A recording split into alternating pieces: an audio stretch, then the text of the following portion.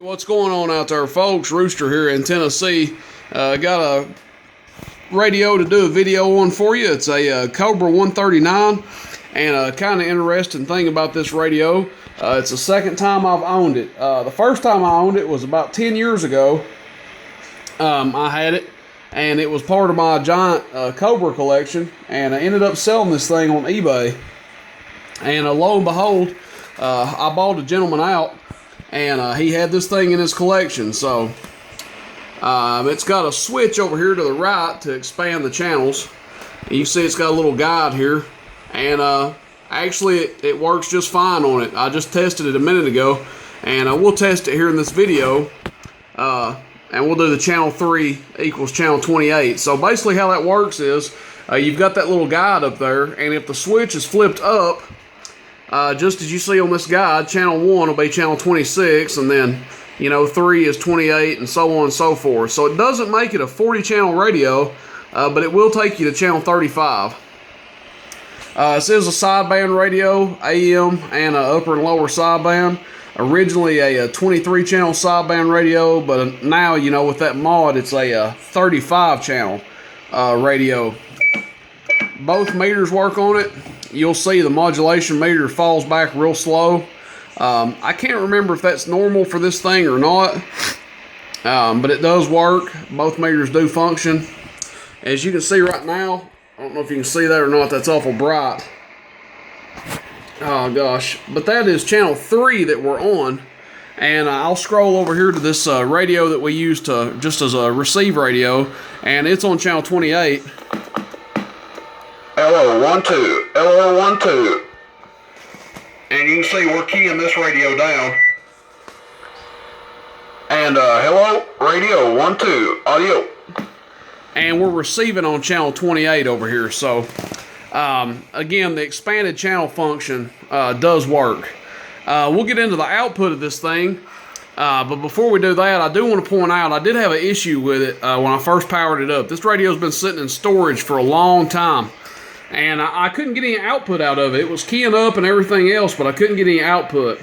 And it's either dirty in here on this selector, on this switch, or this switch may need replaced.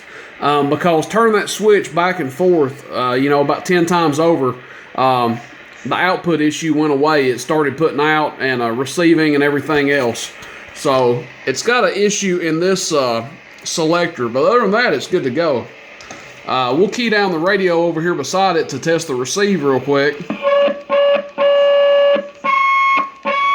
You can see it does receive, and that's just a dummy load to dummy load test.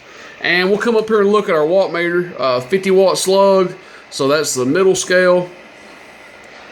Or if that'll not be so blurry, that'd be great. There we go.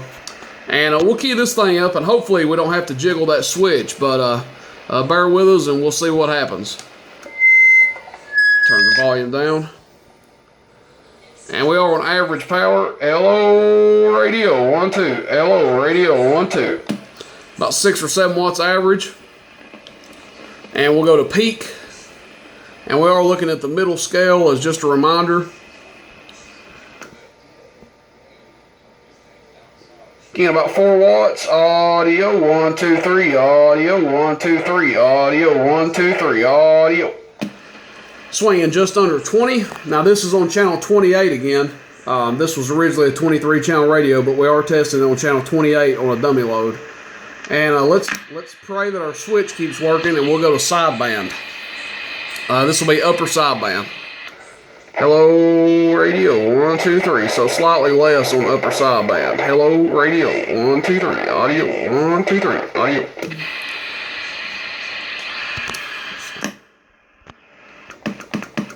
Looks like it's still working. You can hear the little relay clicking in this radio. It's actually got like a little transmit relay in there. But that's about it. This radio is for sale. Again, this is my second time owning it. Whoever gets it, you'll have to put a meter light in there. But it's not bad shape. It's missing a screw up here, and it sounds like there's something loose inside of it. And if I had to bet, I would say it's the bottom washer off of this screw. I may pop the lid on that and try to fidget that thing out of there. But other than that, that's it. The Cobra 139. Hope you guys enjoy the video. Catch you out there. 73s. Bye-bye-bye.